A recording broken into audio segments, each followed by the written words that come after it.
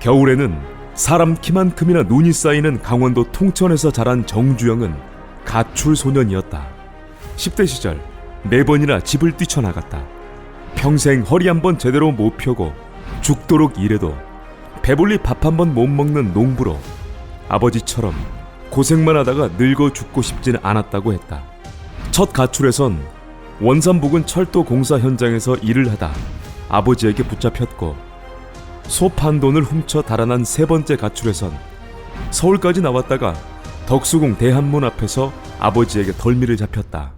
우리 나이로 19살이던 1933년의 봄, 그는 마지막 가출을 감행한다. 서울로 함께 온 친구에게 여비 50전을 빌려 무작정 인천으로 갔다.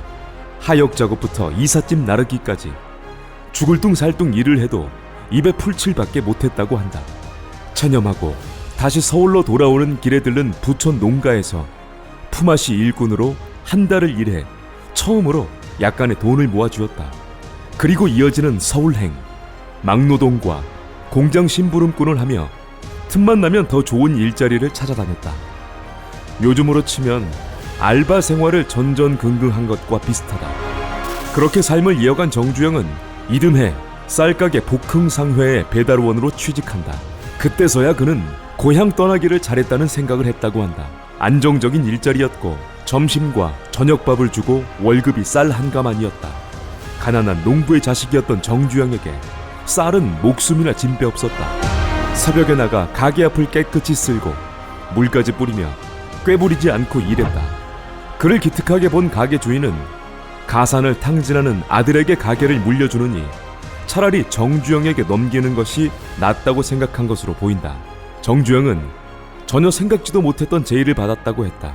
가게를 넘겨받아 경일상회로 간판을 걸고 그의 첫 사업을 시작했다.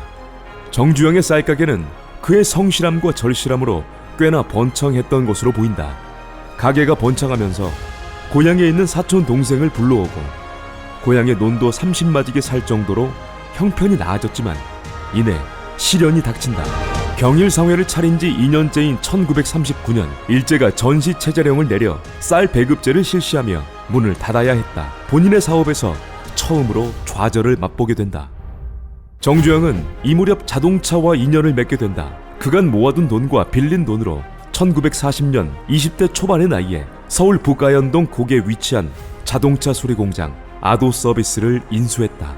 적자에 허덕이던 공장은 정주영이 경영을 하면서 흑자로 돌아섰지만 어느 날 새벽 직공의 실수로 불이 나서 순식간에 잿더미가 되었다.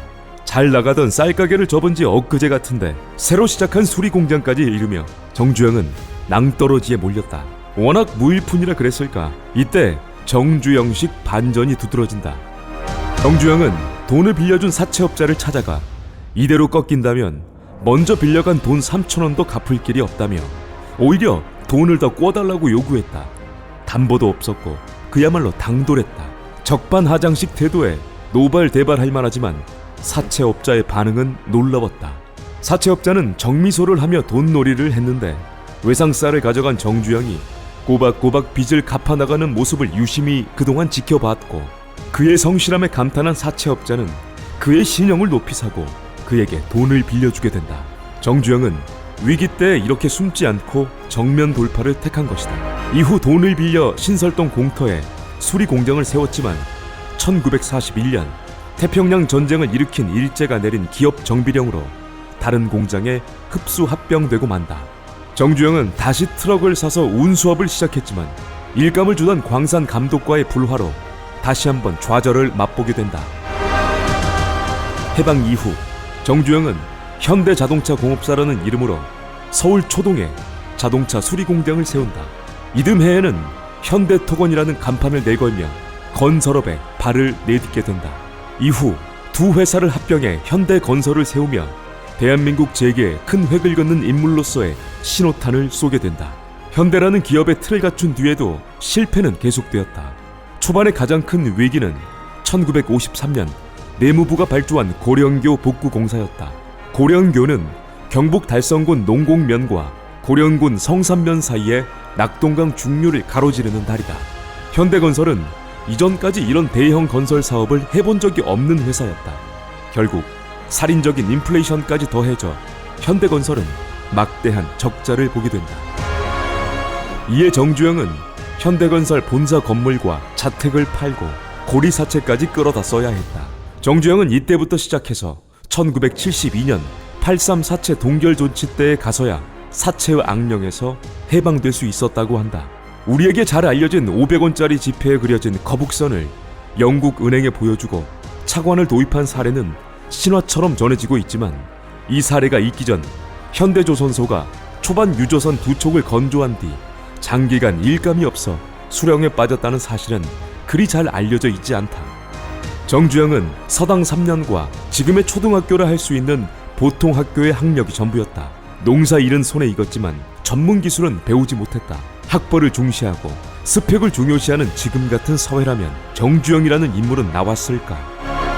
아산 정주영은 시도하지 않고 좌절하는 이들에게 이렇게 말한다. 타고난 운에 따라 일생이 결정지어진다라는 건 우스운 얘기다. 모든 일에 항상 열심히 노력하는 이는 좋은 때를 결코 놓치지 않아 도약의 뜀틀로 쓰고, 나쁜 때에도 기죽지 않고 눈에 불을 켜고 최선을 다한다면 이를 뛰어넘어 좋은 때를 거머쥘 수 있다고 말했다.